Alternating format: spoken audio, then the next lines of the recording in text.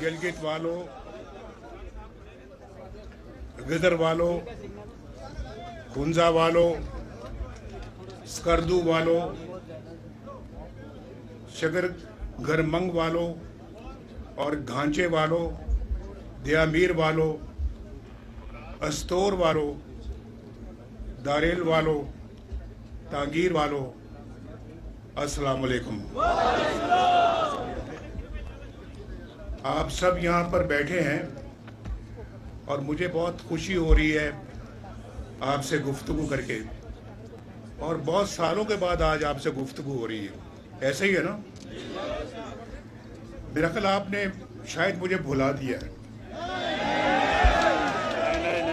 लेकिन मैं आज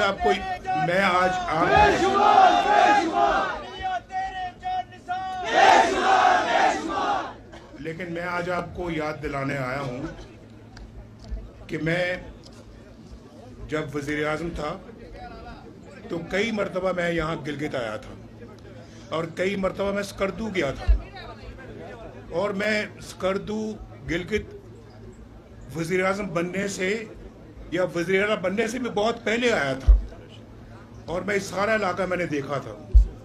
वैसे भी मुझे पहाड़ों का शौक़ है, मुझे गिलगित, स्कर्दू, बल्तिस्तान के साथ दिल से मोहब्बत है और दिली मोहब्बत है।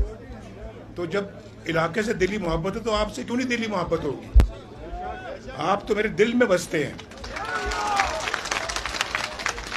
मैं जाऊंगा, शहबाज साहब को भी कहूंगा और मैं मरियम को भी कहूंगा, दोनों यहाँ आए, और अगर हमारी हुकूमत आती है तो मैं इंशाल्लाह अल्लाह के फजल करम से यहाँ पे हर दूसरे तीसरे महीने आता जाता रहूँगा, ताकि जो मंसूबे हम शुरू करें, मैं चाहूँगा कि मैं उनकी तकमील होते हुए देखूँ और ख़ुद अपनी निगरानी में उनको मुकम्मल करवाऊँ।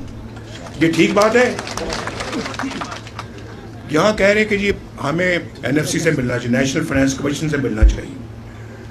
भाई मुझे ये बताएं कि सबसे पहले कमेटी किसने बनाई थी? आपने। सुन लो जरा, किसने कमेटी बनाई थी? नवाज शरीफ ने बनाई थी। किस लिए बनाई थी? इस मसले के हल के लिए। इस मसले के हल के लिए। कब बनाई थी? 2017 में। 2017 में। 2007, 9 साल हो गए हैं। 2017 में बनाई थी।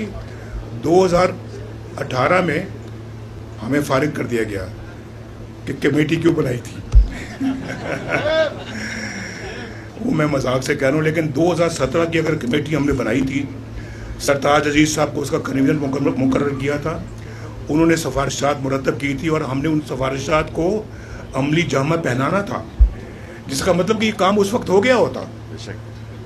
अभी मुझे आपने देश निकाला कई दफ़ा दिया है, मुझसे गिला ना करो।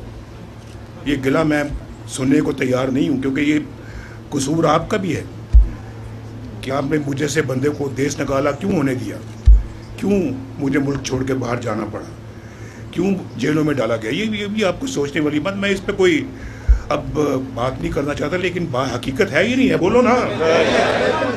अपने ज़माने में 100 अरब रुपया दिया था उसको ज़मीन ख़रीदने के लिए। ज़मीन मौजूद है, डैम आज तक नहीं बना।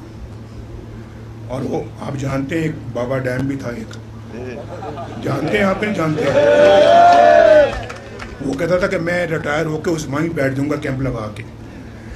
मैंने 2-3 बंदे भेजे, मैंने कहा जाओ कैंप तलाश करो कहाँ है। वो वापस आए, मेरा कहीं कैंप नहीं मिला। तो इस तरह की बातें नहीं करनी चाहिए। तो आज मैं ये